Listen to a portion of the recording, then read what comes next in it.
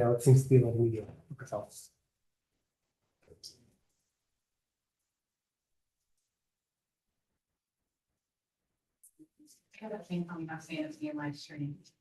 okay, yep, Yeah, it's it going says- now. Says live on there. Okay, so we're ready? We're ready. Okay, great. Thank you. All right, we'll call to order this meeting of the Finance and Personnel Committee for May 21st. We'll start with the roll. Jackson, Here. Eniro, Here, Larman, Here. all present. great. First item of business is the minutes of the May 7th, 2024 Finance and Personnel Committee meeting. Are there any corrections or changes to the minutes? No. Hearing none, the minutes of the May 7th, 2024 Finance and Personnel Committee meeting are approved or are accepted as circulated. The next item is the audit of the bills. Bill, do you have any dates for us? No updates or additions tonight. Okay. Motion. The amount is $1,072,075.13, correct?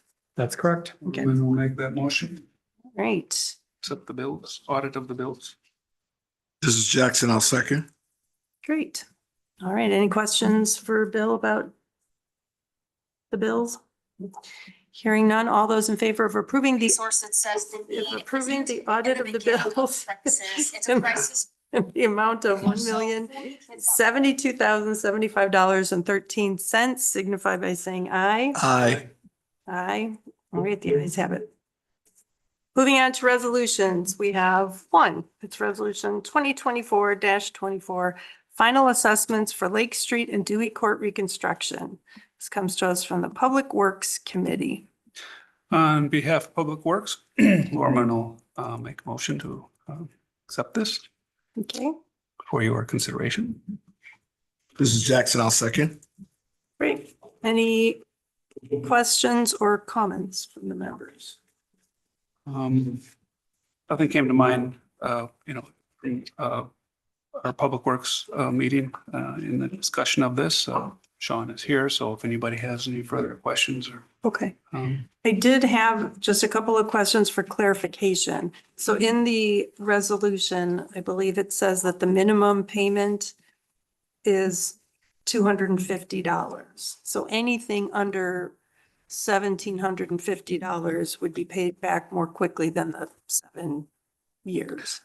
I think that the $250 limit is any given annual payment. Right. As Right. typical. So if somebody had a $500 assessment, they'd pay it off in 2 years because we would ask them to pay the minimum $250. At most, Okay. yeah. I just want to make sure that the owners understand that in case they do the math on their own assessments and figure out what 7 divided into their amount is, and it's less than 250. I just don't want them to be surprised. And that takes me to the Century Harbor owners, because their total is for each individual condo is $147.96. So they're paying it in the first year, which is not, Right. it shouldn't be a hardship for anybody. But like I said, I just wanted to make sure they have the expectation of being billed fully and not. Yeah, it at the public hearing was just a few owners that were concerned that a little more time would be viewed beneficially. Okay, great. All right. And if there are no further questions, then we have a motion and a second to approve resolution 2024-24, final assessments for Lake Street and Dewey Court reconstruction. All those in favor signify by saying aye. Aye. Any opposed? All right, the ayes have it. Moving on to agreements and contracts, we have one. It's an agreement with Dane County for cost share of design phase services for replacement of the Century Avenue Bridge. And this too comes to us from the Public Works Committee. on behalf of Public Works, Norman will make a motion to approve this. Thank you. Mr. Jackson. This is Jackson. I'll second. Questions, comments? I did have a question. Sorry, Sean. Might as well stay up there.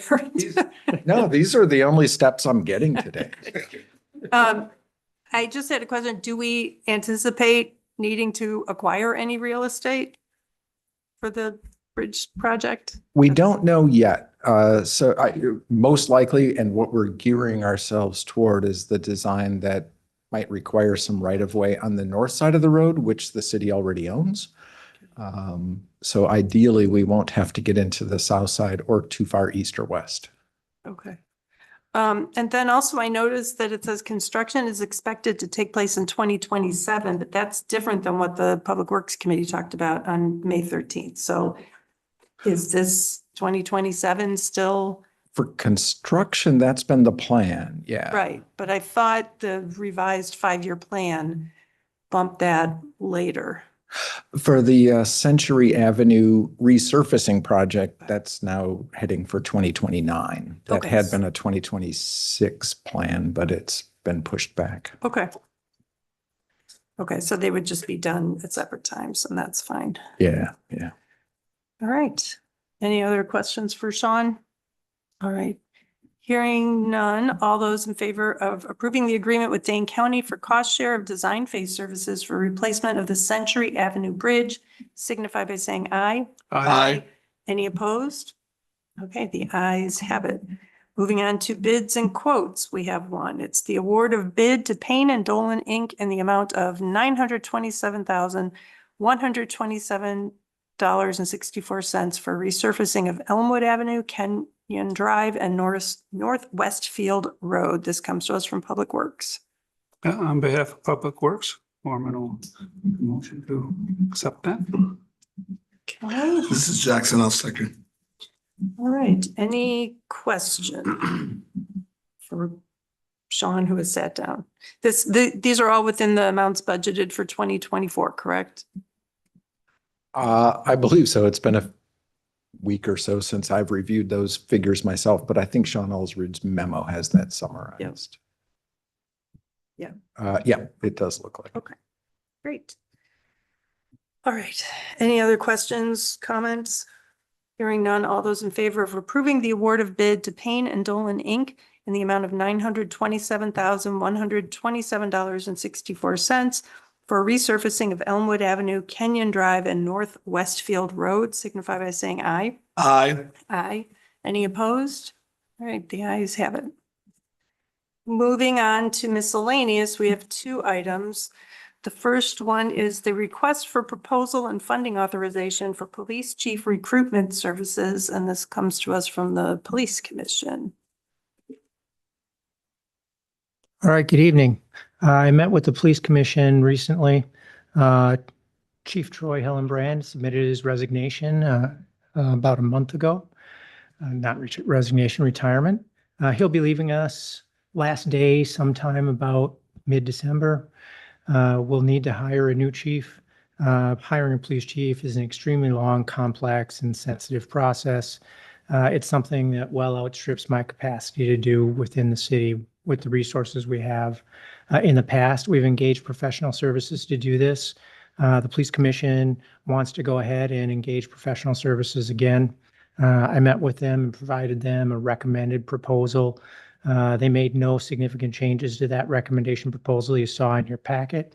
We'll send out that proposal pending the approval of funds to fund that recruitment. Work with the Police Commission to select a firm to conduct that recruitment, and I will serve as liaison between the Police Commission and that firm throughout the recruitment, through the selection and hiring of a new chief. Great. Any questions for Brian? I just wondered about the source of the funding for this. It says to use that we'll use the general contingency, but could we use the salary contingency, or isn't there some salary money left unexpended? So we had a personnel contingency that was specifically earmarked for the remainder of the retention payments for the police department. There may be some funding left within that, but my recommendation at this point would be to authorize use of general contingency at this point, and we can take a look at where our accounts are mid-year, and if we want to move things around, if we have savings in personnel, we can do that. But at this point, we have not used any of the general contingency. We have the full 100,000 available, and that would give us a funding source to go ahead without having to wait for more information from other areas. Okay. Great. All right, any further questions about this item? Yeah, I just have one question. I know it mentions the commission. Will the former chief have any input in the recruitment of the new chief coming aboard? Since he served so many years and he built a core team, which I love, the Middleton Police Department. Will he have any input? He built these guys, he trained these guys, he educated these guys, and the person that's going to lead them further in the city of Middleton Police Department. That would be a matter for the police commission to determine. My recommendation to the police department or the police commission would be that it not be appropriate for the current chief to be selecting the future chief or to have a significant hand in selection of the future chief. The police commission is the sole hiring authority. They'll decide what input they bring. The recommendations probably to bring some public input, some input from the police department officers themselves, from the remainder of the department heads and staff. But that all remains to be seen based on the plan that the consultant provides.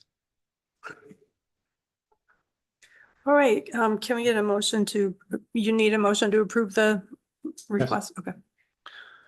Well, I'll make a motion. We approve the request submitted, say from HR, for funding for authorization for police chief recruitment services. This is Jackson. I'll second. All right, any further discussion? Hearing none, all those in favor of the motion to approve the request for proposal and funding authorization for police chief recruitment services signify by saying aye. Aye. Aye. Was it not aye? Aye. Any opposed? All right, the ayes have it. And moving on to our last item, authorization to apply for a 2024 Community-Oriented Policing Services or COPS grant. And who's going to speak to this, Chief? Yeah.